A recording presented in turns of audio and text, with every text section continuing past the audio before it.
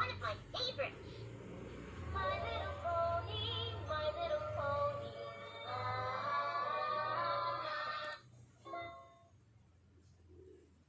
This is the story about Swarm of the Century. Let's find book 1. Please turn the page when you hear this sound. Ready?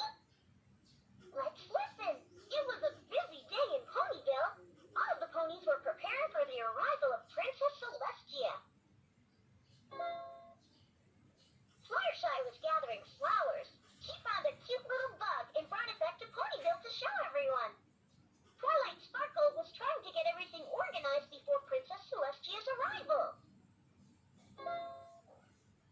I was very busy taste testing all of the sweets. I told Twilight Sparkle I need to make sure everything is tasty